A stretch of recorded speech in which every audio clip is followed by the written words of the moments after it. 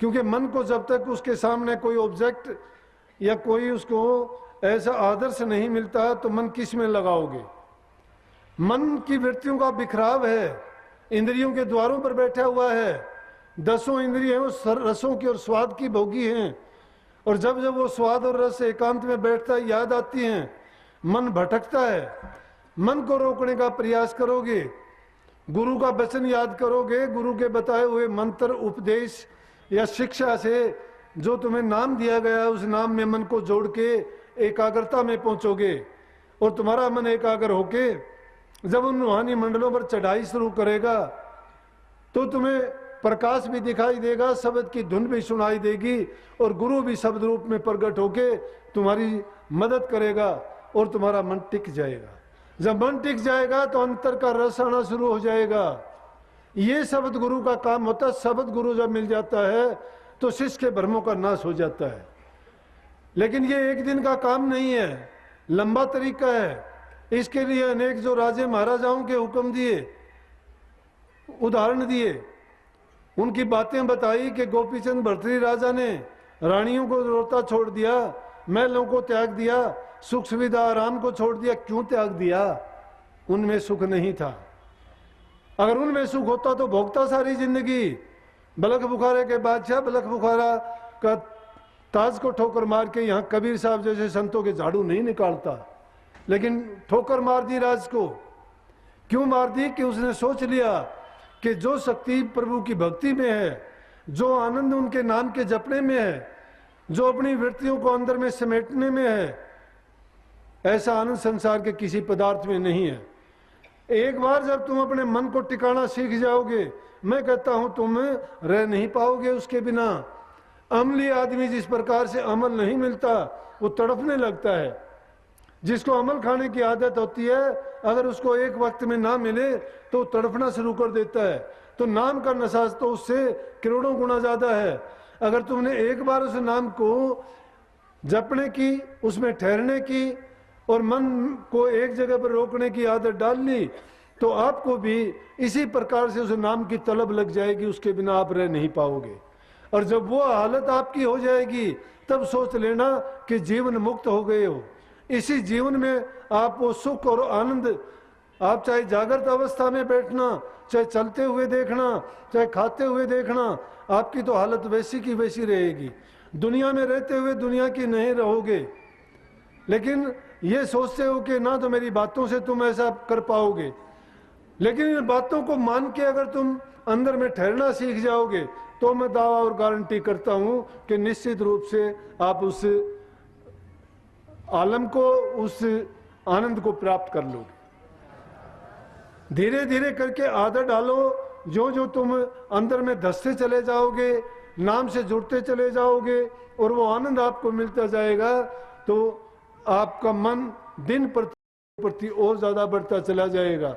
संसार के बंधन ढीले होते चले जाएंगे, नाम के साथ आप जुड़ते चले जाओगे, और जो जो आप उसमें आगे बढ़ोगे त्यों त्यों आप अपनी मंजिल को नजदीक कर लोगे। फिर आपको घर दूर नहीं नजदीक लगेगा। अगर ठोड़ बैठे रहोगे, मंजिल मंजिल पुकारते रहोगे तो ना गुरु मदद कर सकता। कहते हो कि जो करेगा वो गुरु करेगा, निर्बल दुर्बल निठल्ले आदमियों का काम है। गुरु जो करता है गुरु ने कर दिया। गुरु ने आपको दीक्षा दी, गुरु टाइम टाइम पर आपको उपदेश के द्वारा चेताता है। जो करना होगा वो आपको करना होगा, लेकिन नूरी गुरु जब आप अंतर में जाओगे तब मदद करेगा। ये नहीं कि तुम बाहर बैठे रहो और इच्छा करो कि नूरी गुरु तुमको यहां से पकड़ेगा और तुम्हारे अंदर में वृत्ति को जोड़ देगा। जब तुम प्रयास नहीं करोगे, ये नहीं हो सकता कि मुद्दई सुस्त और गवाह चुस्त हो।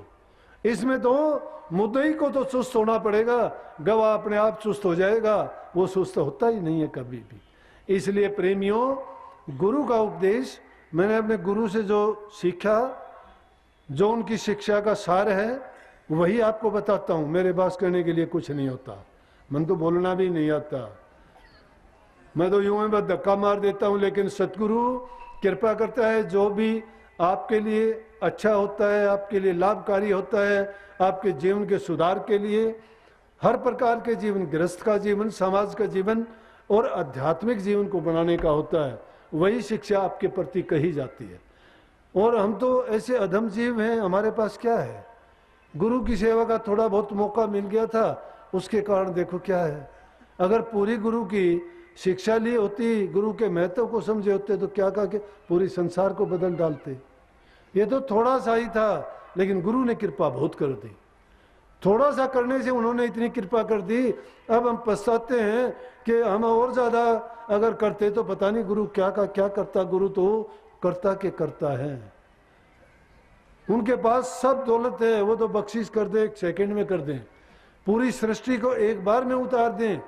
लेकिन वो किसी की मर्यादा को नहीं तोड़ते, मर्यादा में ही रह के जीवों की कल्याण का इंतजाम करते हैं। और यही संतों का उपदेश है। ये जब तक आपके अंदर सुधार नहीं आ जाता, तब तक आध्यात्मिक मंजिलों को, मंडलों को और उस ठिकाने पर पहुंचने के काबिल नहीं होते। अपने जीवन को शुद्ध बनाओ, पवित्र बनाओ, अच्छा बनाओ। घरों में माँ बाप की इज्जत कदर करो, मीठा बोलो। छोटे बड़े की जहाँ इज्जत कदर होती है, माताओं की जहाँ पूजा होती है, वहाँ देवताओं का वास होता है। मंदिर मस्जिद गुरुद्वारों में तुम्हें क्या मिलेगा? घर जैसा मंदिर तो कोई है ही नहीं, क्योंकि उसमें देवता रहते हैं। देवी के रूप में तुम्हारी माँ और सास बैठी हुई है, देवताओं के रूप में तुम्हारे पिता और तुम्हारे ससुर बैठे हुए हैं। पूजने के लिए उनके चरण हैं, सीखने के लिए उनके पास शिक्षा है, जीवन का तजर्बा है। उन्हीं में अपने मन को लगाओ, उनसे आशीर्वाद प्राप्त करो। उनको जब तुम सुखी करोगे उनकी सेवा करके, और उनके सुखी मन से जो तुम्हारे लिए आशीर्वाद निकलेगा, मैं कहता हूं उससे बढ़ के कोई भक्ति नहीं। तुम रोजाना सत्संगों में जाते हो, गुरुओं के पास जाते हो, नोट चढ़ाते हो, कोई नई नई चीजें लेके जाते हो, लेकिन ये तो एक संसार का आम व्यवहार की बात है। वो जहाँ कहीं हम जाते हैं वो वैसे ही आम बर्ताव की बात करते हैं, लेकिन लेके जाओ, जो इंसान जैसा लेके जाता है वैसा पाता है, जैसा करता है उसका 1000 गुना उसको मिलता है। नेक काम करो, अच्छे से अच्छे करो, अच्छा करने की आदत पड़ेगी। किसी का धोखा ना करो, बुरा ना करो, किसी के आगे पीछे से ईर्ष्या, निंदा, चुगली, इन बातों से बचो। नेक नामी करो, नेक नामी के रास्ते पे चलो, दिल में तुम्हें शुद्धता आएगी, पवित्रता आएगी, अच्छा करने की शक्ति सदगुरु आपको बख्शेंगे, और आप देखते देखते एक इंसान से देवता बन जाओगे, और देवता से आप प्रभु के चरणों में अपना ठिकाना बना लोगे, जिससे आपकी सदा के लिए मुक्ति होगी। सबको आशीर्वाद, खुश रहो। राधा स्वामी।